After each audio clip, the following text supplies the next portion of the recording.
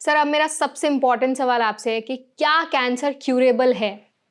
Yes, मैं आपको in general बताता हूँ, हर कैंसर को तो नहीं। नॉर्मली हम कैंसर को, आपने भी सुना होगा, स्टेज 1, 2, 3, 4 ऐसे क्लासीफाई करते हैं। इन जनरल स्टेज 1 कैंसर 80 से 90% ठीक हो जाते हैं, बशर्ते हम जल्दी पकड़ें, क्योंकि स्टेज 1 मतलब बहुत छोटा कैंसर बहुत है। छोटा। यूजुअली सर्जरी सफिशिएंट होती है। स्टेज 2 ऑलमोस्ट 60%, स्टेज 3 30%, स्टेज 4 मतलब वो और ऑर्गन्स में स्प्रेड कर गया, मेटास्टेटिक डिसीज से बोलते हैं। वहाँ पे हम क्योर नहीं कर पाते हैं, वहाँ पे सिर्फ आप डिसीज को कंट्रोल कर सकते हो। कई बार बहुत अच्छा कंट्रोल कर लेते हो तो हमें कई मतलब मोर देन 5 ईयर ऐसा मिल जाता है।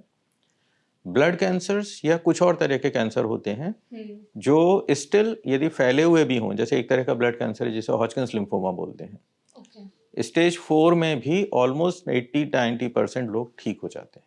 तो हर कैंसर अपनी तरीके से बिहेव करता है, बट जितनी जल्दी पकड़ लेते हैं उतना अच्छा चांस हमें मिलता है कि हम प्रॉपर इलाज के साथ ठीक हो जाएंगे। बिल्कुल। लेकिन सर जब कैंसर की बात आती है तो सबको डरा दिया जाता है कि अगर कैंसर हो गया मतलब लाइफ दी एंड। लेकिन अभी जो आपने बात बताई कि क्यूरेबल है Yes. और अगर सही टाइम पे आइडेंटिफाई हो गया तो आपके बचने के भी बहुत ज़्यादा चांसेस होते हैं। मुझे लगता है थोड़ा सा है ना, ये एक फियर साइकोलॉजी भी काम करती है। जी। देखिए, जो आपने शुरुआत में नाम लिया, कैंसर वर्ड इतना बड़ा है, nobody want to talk about it. किसी को कैंसर हुआ और वो ठीक हो गया तो वो ज़्यादा बताना नहीं चाहता लोगों को, सर वो ये कम्युनिटी चीज़ में आना नहीं हाँ चाहता। बिल्कुल। तो जो लोग ठीक हो गए उनका तो नहीं पता पड़ता, जो नहीं हो रहे हैं वो लगातार सबको दिख रहे हैं, बार बार हॉस्पिटल आ रहे हैं और वो बोल रहे हैं भाई देखो मुझे दिक्कत है, मुझे दिक्कत है। तो प्रोबेबली हमको दिखते वो लोग हैं जो ठीक नहीं हो रहे हैं। अच्छा, हमारे यहाँ कुछ सोशल सर्कल भी, मतलब मैंने कुछ लोगों ने ऐसा बोला कि सर हम किसी को नहीं बोलते कि कहीं हमको नज़र लग गई या तो फिर दोबारा ना हो जाए, हम किसी को क्यों बताएं, या यंग एज में हैं तो वो कहते हैं आगे जाके शादी में प्रॉब्लम आ जाएगी, हम नहीं बताते। Lot many factors. Exactly sir आपने जैसे बोला ना कि जो लोग ठीक हो जाते हैं उनके बारे में पता नहीं चलता। अगर हम कैंसर की बात करें, जो सेलिब्रिटीज जिनकी कैंसर डेथ हुई, बहुत सारे नाम लोगों को पता है, इरफान खान हो गए और भी बहुत सारे सेलिब्रिटीज हैं। लेकिन जो ठीक हुए हैं जैसे कि युवराज सिंह है, उन सब चीज़ों के बारे में लोग बात नहीं करते। लोगों को ये लगता है कि कैंसर मतलब लाइफ का दी एंड ही है, अब इसके आगे और कुछ है ही नहीं। आई थिंक धीरे धीरे चेंज आएगा, क्योंकि इतने समय से हम देखें तो पिछले 10-15 सालों में ही जितनी प्रोग्रेस हुई है कैंसर के ट्रीटमेंट में उतनी हुई है।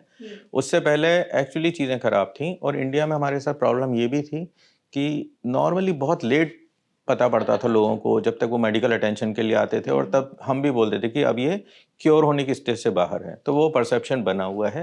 बट अब ऑफ लेट जैसे हम पिछले कई सालों से देख रहे हैं कि बीमारी जल्दी पकड़ में आ रही है, लोग ठीक हो रहे हैं, ज़्यादा अवेयर हो रहे हैं। तो आई थिंक वो ज़्यादा, चाहे वो हेल्प सब ग्रुप हों, चाहे सपोर्ट ग्रुप हों, ये सब चीज़ें धीरे धीरे आ रही हैं। तो जैसे अवेयरनेस बढ़ेगी, होपफुली ये कि कैंसर ठीक भी हो रहा है, ये मैसेज भी जाएगा। बिल्कुल। डॉक्टर आपको लगता है कि आज इंडिया में लोग इतने अवेयर हैं कैंसर के बारे में? नॉट। मैं आपको एक एग्जांपल देता हूँ। कैंसर स्क्रीनिंग सब सुनते हैं जी। सर्वाइकल कैंसर की स्क्रीनिंग अवेलेबल है।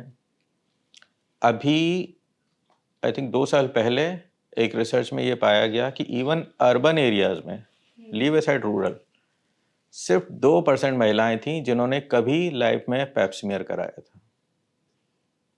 तो हमारी अवेयरनेस कहाँ है अभी? बिल्कुल। आई थिंक आज के सेशन के ज़रिए हमारी यही एक कोशिश है कि लोगों को कैंसर के बारे में ज़्यादा अवेयरनेस हो, और ये जो जितना टैबू बनाया गया है ना कैंसर के बारे में, वो चीज़ एक मिथ जो है ना वो बर्स्ट हो। एंड आई होप आज का सेशन लोगों को पसंद आ रहा होगा। तो अब हम आगे बढ़ते हैं सेशन में। डॉक्टर हमने वैक्सीनेशन के बारे में भी बात नहीं की है, तो क्या इसके लिए वैक्सीनेशन होता है ब्लड कैंसर के लिए? Not exactly blood cancer, but कुछ तरह के कैंसर हैं जिनको वैक्सीन से प्रिवेंट किया जा सकता है। हेपेटाइटिस बी का नाम सुना होगा आपने। लिवर कैंसर ऑलमोस्ट 30 से 40% इंडिया में जो लिवर कैंसर हो रहे हैं वो हेपेटाइटिस बी के कारण होते हैं। तो यदि हम यूनिवर्सली सबको वैक्सीनेट कर पाएँ उसके लिए, तो आप सोचिए कई सारे लिवर कैंसर को होने से रोका जा सकता है। सर्वाइकल कैंसर, ये भी एक तरह का वैक्सीन प्रिवेंटेबल डिसीज़ है। ऑलमोस्ट 90% केसेस इंडिया में जो होते हैं सर्वाइकल कैंसर के, वो एक तरह का वायरस होता है जिसे बोलते हैं HPV, ह्यूमन पैपिलोमा वायरस, उसके कारण होता है। अब उसकी वैक्सीन अवेलेबल है। अनफॉर्चुनेटली अब हम बात कर रहे हैं जबकि वैक्सीन 2008 से अवेलेबल है इंडिया में।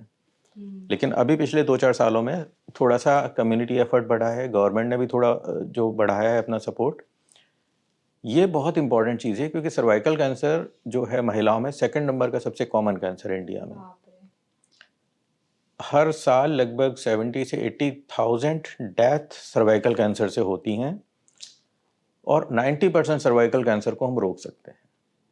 सबसे इम्पॉर्टेंट चीज़ है वैक्सीनेशन।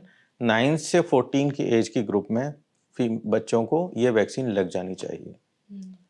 और सिर्फ सर्वाइकल कैंसर नहीं, ये कुछ तरह के ओरल कैंसर को, कुछ रेक्टल कैंसर को, वल्वर वेजाइनल कैंसर को भी रोकता है। तो ये बड़ी इंपॉर्टेंट चीज़ है। धीरे धीरे फोकस गवर्नमेंट का भी इस पे आ रहा है और ये भी एफर्ट किए जा रहे हैं कि ये यूनिवर्सल इम्यूनाइजेशन प्रोग्राम का पार्ट बन जाए। यदि ऐसा होता है तो एक बहुत बड़ा स्टेप होगा। तो again this is also a type of vaccination जो प्रिवेंट कर रहा है।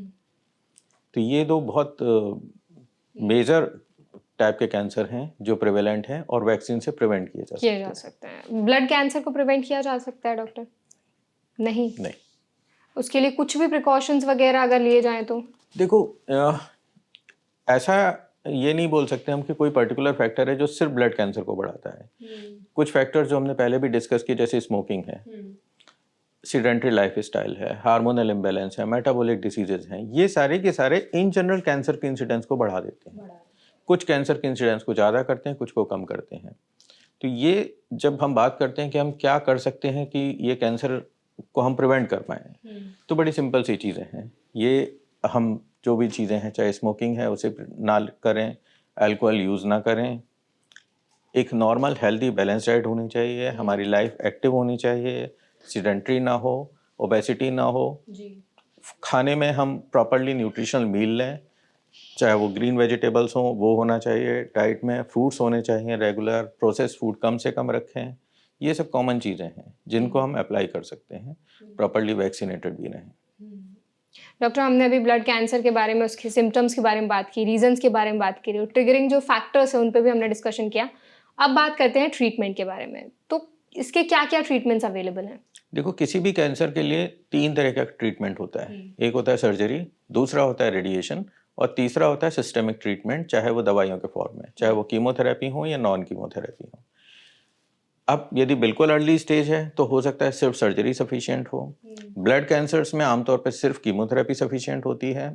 अदरवाइज दोनों तीनों ऑप्शंस को मिला के किसी न किसी सीक्वेंस में as per the stage use किया जाता है ठीक होने के लिए। ओके, मतलब कैंसर के ऊपर डिपेंड करता है कि किस तरह की उनको, कैंसर और उसकी स्टेज के ऊपर, टाइप और स्टेज दोनों। ठीक है। अगर हम कीमोथेरेपी की बात करें तो कीमोथेरेपी की हर एक टाइप ऑफ कैंसर में रिकमेंड करते हैं? नहीं। कीमोथेरेपी यदि बिल्कुल अर्ली स्टेज कैंसर है तो कई बार कीमोथेरेपी की जरूरत नहीं होती, सर्जरी यूजुअली सफिशिएंट होती है। कीमोथेरेपी का जब नाम सुनते हैं तो एक लोग डर जाते हैं क्योंकि बोला जाता है कि बहुत पेनफुल होती है, इसके कुछ कुछ साइड इफेक्ट्स भी होते हैं बाद में। तो इसके बारे में थोड़ा बताएं कि क्या एक्चुअल में इतनी पेनफुल होती है ये? देखिए, डेफिनेटली कीमोथेरेपी के कुछ नुकसान होते हैं। एज सच पेनफुल तो हमें नहीं बोलना चाहिए। दूसरी बात ये है कि ट्रेडिशनल कीमोथेरेपी, मतलब वो जो दवाइयाँ, जो केमिकल्स जो पिछले कई सालों से यूज़ हो रहे थे, वो डेफिनेटली हार्ड केमिकल्स थे, साइड इफेक्ट ज़्यादा करते थे। बट ऑफ लेट चाहे उनके ड्रग डिलीवरी सिस्टम ज़्यादा अच्छे हुए हों, जिससे अब साइड इफेक्ट हम कम से कम देखते हैं।